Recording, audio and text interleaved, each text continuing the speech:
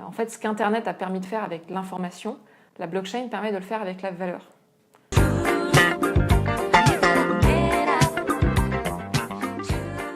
Je suis Claire Balva, je suis la cofondatrice et CEO de Blockchain Partner.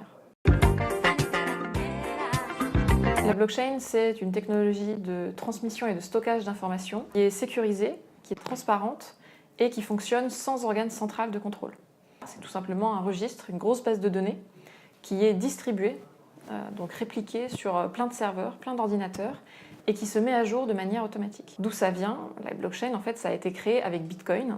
Et au départ, la première blockchain, c'est le registre de toutes les transactions qui sont faites en Bitcoin. Et c'est là que c'est révolutionnaire. En fait, grâce à la blockchain, on arrive à s'échanger de la valeur de pair à pair sans passer par une banque.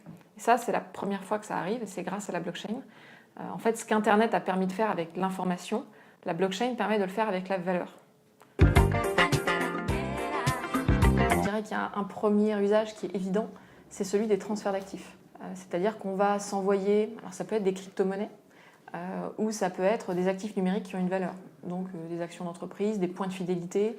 Voilà, ça peut être beaucoup de choses tant qu'on parle d'un jeton numérique qui a une valeur et qu'on s'envoie de pair à pair sans passer par un organe central de contrôle. Sur ces cas d'usage-là, vous avez déjà un certain nombre d'acteurs, les plateformes d'échange par exemple, pour les grandes blockchains, donc Coinbase, Binance, etc. Puis vous avez parfois des acteurs qui mettent en place des blockchains privées, par exemple des chambres de compensation internes au sein des banques. Ensuite, vous avez un deuxième cas d'usage qui est vraiment un cas d'usage de certification. C'est-à-dire qu'on va utiliser la blockchain comme notaire décentralisé pour certifier des documents, pour certifier des bases de données. Enfin, vous avez un dernier cas d'usage qui est un cas d'usage de traçabilité. Là, vous avez des entreprises qui vont se mettre ensemble, qui vont créer des sortes d'intranets pour mieux tracer les chaînes de valeur, par exemple, d'un produit. Pour moi, le plus révolutionnaire, il est dans le premier de ces cas d'usage, dans le transfert d'actifs, dans l'automatisation d'un certain nombre de transactions. Et c'est là que ça peut être vraiment une révolution dans le milieu financier, dans le milieu assurantiel. La blockchain reste méconnue pour plusieurs raisons. Déjà parce qu'entre 2008 et 2013-14, la blockchain, c'était Bitcoin. On n'utilisait pas le mot blockchain, tout simplement parce que la seule blockchain qui existait, c'était la blockchain Bitcoin. Donc on parlait de Bitcoin, qui avait une réputation un peu sulfureuse.